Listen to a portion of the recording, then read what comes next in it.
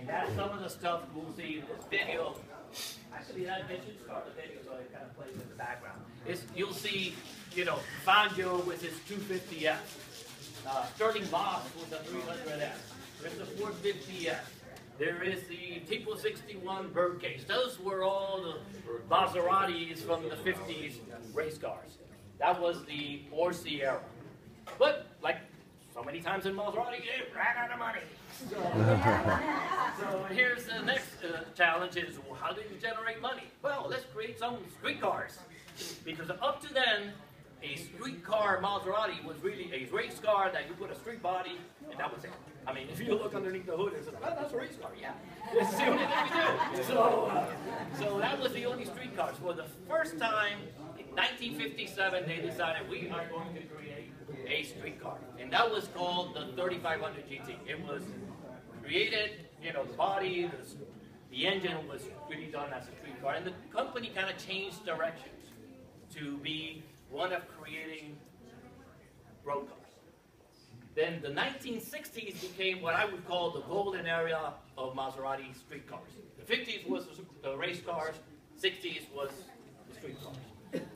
First the 3500 GT, then came something called the Vignale Spider, beautiful convertible. Then came the Sebring, then came the Mistral, then came the Quattroporte, then came the Mexico, then came the Ghibli, then came the Indy. This was all in one decade. There was at one point in time you could buy about 5 different models at one time. A little company. So what happened? They ran out of money. You don't do that. If you know anything about business, you don't do that. So what happened? So the Yorsi said, oh, you know what, I want out. So in came the French, Citroën. I don't know if you knew this, but the Citroën company bought Maserati. And if you know anything about Citroën, it is a bunch of crazy engineers that were running that company. I mean, if you look at their cars from the 40s and the 50s, you definitely know what I'm talking about. So Citroën had this marvelous idea of, we want to go with a sports car, and we're going to put a Maserati engine into one of our Citroën cars. Hey, that's called the Citroën SN. If you never see one, go out to the outside. I'll go outside, you'll see one. There's one out there.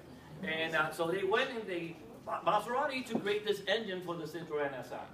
But at the same time, they infused a lot of money into Maserati. And the wacky idea of the engineers saying, hey, go out and create. Go out and do good. So they did. And they actually, Maserati created some really interesting cars. First, they created their first mid-engine car for Maserati called the Bora. That's what I drove today.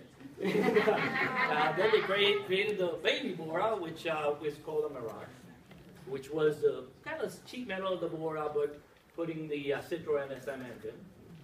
And then they created another fabulous car called the Kamsen, which was a follow-on to the Ghibli.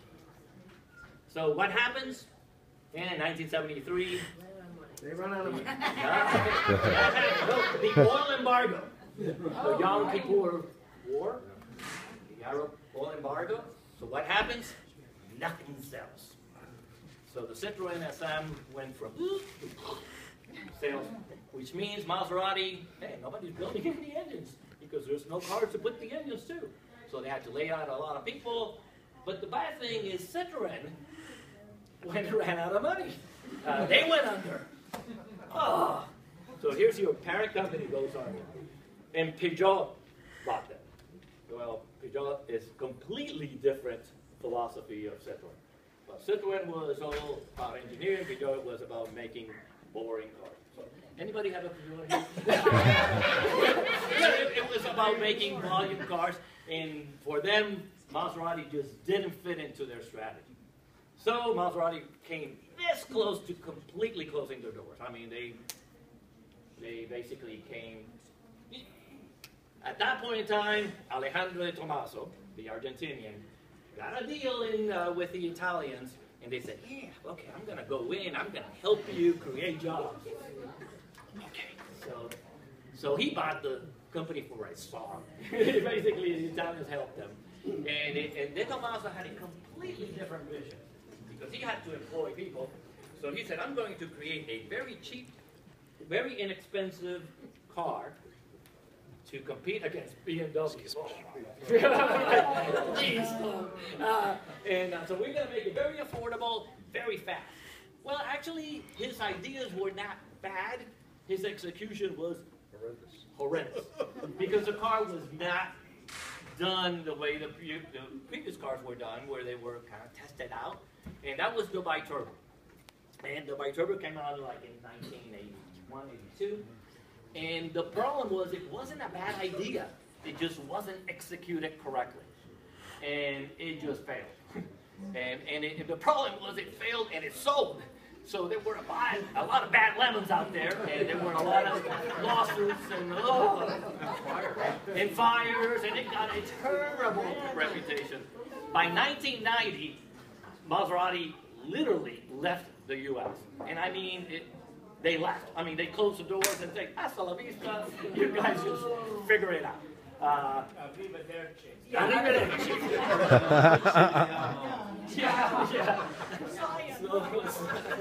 Which kind of was a pity because by that time they were actually getting the car finally figured out. So if you can find like a 1990 biturbo, it's actually a pretty nice car, an 8990. So what happened? Yeah, they ran out of money. So they kind of almost closed down, and at that point in time, Fiat came in. You know, and Fiat owns Ferrari, owns a bunch of stuff, Chrysler. So Fiat comes in, you know, the big savior, and decided, okay, we're going to fix this. And first they put Maserati underneath Ferrari, and that was good because Ferrari had, you know, kind of a method of doing engines and stuff. So that kind of got things rolling. And in 2002, Maserati came back to the U.S., this time with the GT and the Spider. And actually, those are really good cars, really good cars. And then Fiat decided, well, okay, none of this with Ferrari anymore. We're going to move you over to with Alfa Romeo. So now, today, Maserati is together with Alfa Romeo.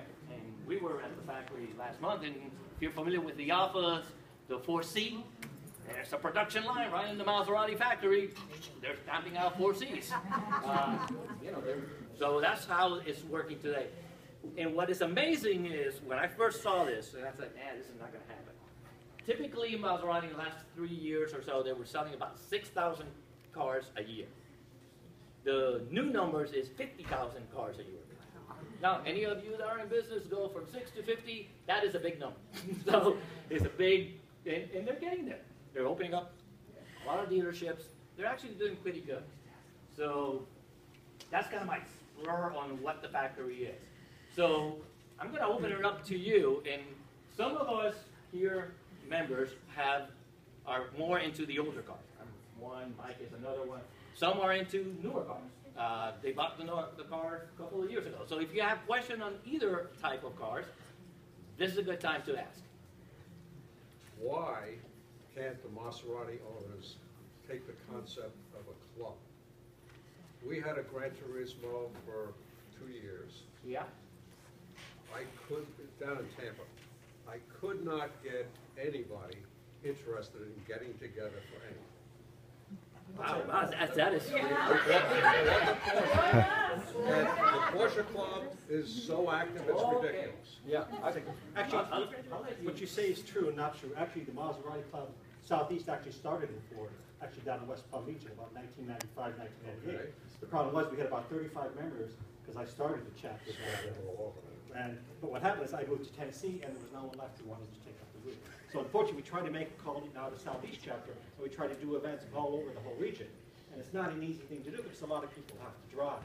And let's face the fact, a lot of people do not want to drive 300-400 miles to attend some events. And that's really what you're talking about here. But at one time, you had a very active chapter out in the Southeast. We did a lot of interesting things. I even tried to get the Reeves, was my dealer. Yes. And I tried to get them to, you know, actively solicit the people they sold Maseratis to join a club.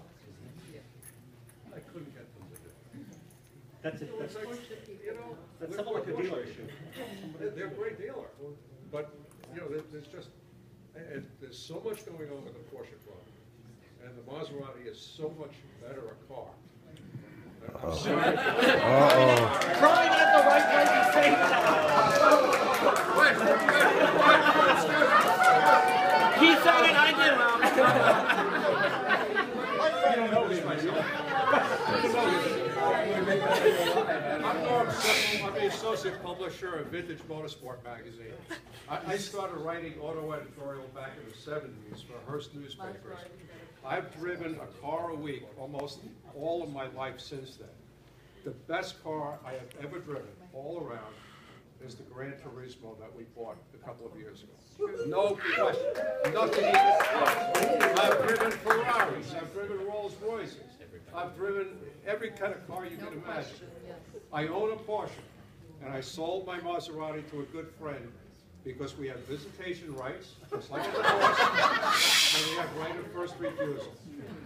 And it's the most incredible car I have ever driven. That's true. And before you laugh at it, go out and drive one. Yeah. Really, I'm telling you. And if it had a stick shift and a clutch? No, I had a ZF. Automatic. ZF 7-speed. I rest my case.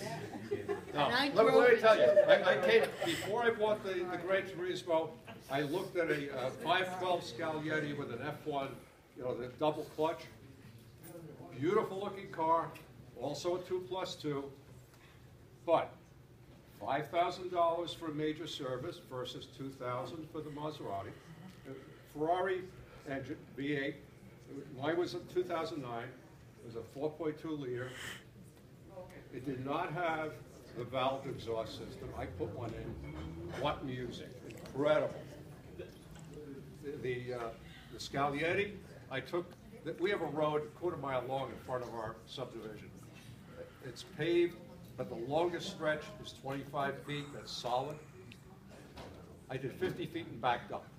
The Maserati, I could go through there like it's on a cloud. Scaglietti is a V12 6. Right, right. But, you know, you're talking $15,000 to repair the dual clutches. The ZF on the Maserati, it's bulletproof. The engine, it's Ferrari built, it's bulletproof. Ferrari 4.2. Who makes the 4.79? Anyway, We're not really here to compare the cars. I know. In all fairness. But back to your club situation, I will say this, and you actually get it, and Yvonne talked about it too. Remember, at one time there were 6,000 cars being sold worldwide. How many were coming here to the U.S.? Now that there's 50,000, we're hoping the club scene will take off a little bit better as newer members come in. At the time, if you look back in the 90s, when even I formed the Southeast chapter, we were really basically dealing with all the older cars, all the 1990s and past. That's a pretty tough thing to do. We're not a Porsche club who has the hundreds of thousands of cars available to us. So it's a little bit difficult for us to do, so to be honest. But we're trying. Hey,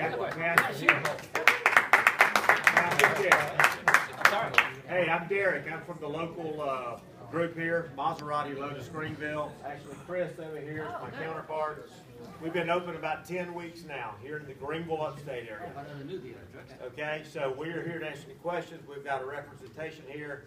Got a nice GT convertible right outside. So back to your question on the clubs, it will happen. It will happen in Greenville. It will take some time. We've been here 2 months, already have 3 on the road that quickly. Okay, they crank it up, they hear it, they say, I want one. They don't even have to test drive it. You know, they hear it, they say, I want one. And, you know, so it's the fastest growing car company in the world now, 350%. August was the first month they surpassed Jaguar on the amount of cars they sold. So you will see presence in the U.S., you will see presence in the upstate. There's representation from other states here, and we won't step on each other's feet, but it is a nice growing company. The Ghibli has put them back on the map. We will be hitting 50,000 cars very quick. They've told us that they will stop around 80,000 units per year to keep the exclusivity, okay? So we're thrilled about that. So, and just to add to that, I mean, last night a lot of us here attended the actual grand opening of the new Maserati dealership in Knoxville, Tennessee. Oh, yeah. So that's a fantastic thing. Absolutely. Because those are some areas that have been starving from cars that just have not been available. And they're also now going to be the new Alfa Romeo dealership in there, so we're going to have that. They had the Fiat dealership. They're now going to have, if you think about the whole life cycle from Fiat to Alfa and to Maserati, depending on how you look at it, and then maybe up to Ferrari. But it's a wonderful thing that's happening, and it's about time. and any folks have any questions on the local level or either with dealerships, vehicles, Me and Chris are available to answer any questions after the thing, okay? Thank you. Thanks, Derek. Thank you. Maserati is featured on the cover of the December Sports and Import Cars magazine. The Hemmings? Yeah, Hemmings. Did you open it? It was just delivered yesterday or the day before, but it's a December issue. A nice spread on Maserati. Open up the pages. You'll see some recognizable faces. It's also featured on our September-October issue, but not the new car, the 250. Yeah, I'll put a plug for the old Maseratis. I drove the Pebble Beach Motoring Classic using a 1970 Ghibli Spider. Put 1,700 miles on it. Drove it to Concurso Italiano and got best in class. Did you have to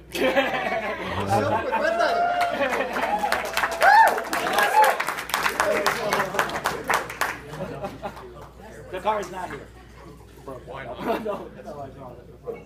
That's Ivan Ruiz, ladies and gentlemen. TheCarNut.com is his website. Check out Ivan Ruiz. He is in Marietta, Georgia, near Atlanta. Also, Maserati of Greenville. That was Derek that was speaking for Maserati of Greenville. And check them out, Maserati of Greenville. They're on Facebook, and they also have their webpage. Okay, the question is the Gran Cab. Is that based on the chassis of the Underworld? That's what they say. They've got a good selection out there. It's Derek Bonin at Maserati of Greenville. It's actually, it's really pretty good, surprisingly. I mean, it's a heavy car. It's a big car, but it drives like it's on rails around turns. It does really well. Surprisingly for how big it is. That was my concern. Yeah. Yeah, look at his car tomorrow. The interior of his car is absolutely to die for. I mean, it really is. That steering wheel is like really nice. So I had no questions about the aesthetics of someone buying this car. So I've had my car 4 years and I have 20,000 miles on it. Almost nothing wrong with the car. But the windshield wiper stopped working at one point. The satellite radio stopped working. Neither of those two I didn't care too much. You go fast enough, the radio just goes away. Yeah, but the first time you put the top down and you jump on it in sport mode, you're sold.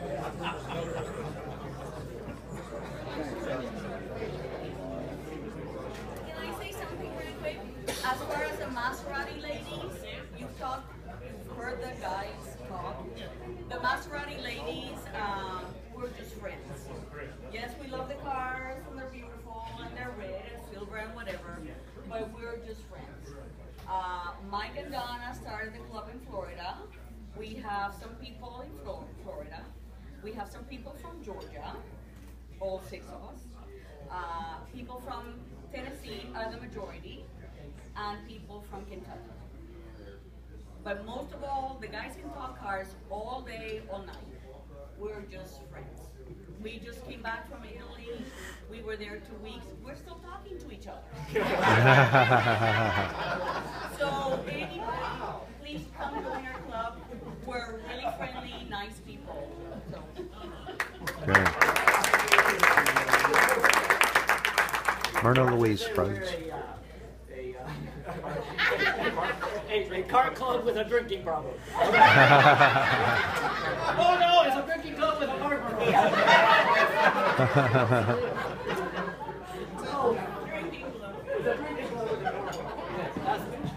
Okay, any other I got a questions? question. How about that new Maserati that was a concept that they golf? Oh, the Fieri? Is that how you pronounce it? Yeah, that is. How many of those are going to come to the United States? We don't have any idea yet. I mean, all I've seen is a prototype. That is pretty Do you car. have any idea of price point? No idea. That oh, you do. Oh, wait, stand up there.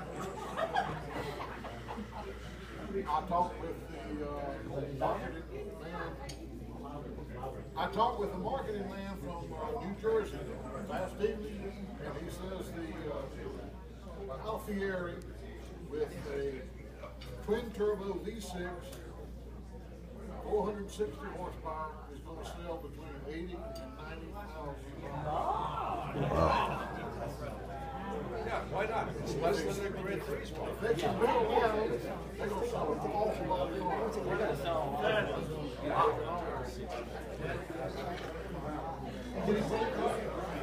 Folks, check out more at EuroAutoFestival.com. That's where we're at tonight, celebrating Maserati's 100th birthday. And our speaker tonight was Ivan Ruiz, thecarnut.com. We also had Derek Bowen from Maserati of Greenville. And thank you so much for watching this video, and I hope you have a great weekend. That's all from Euro Auto Festival here in Greer, South Carolina. Have a good day. Ciao.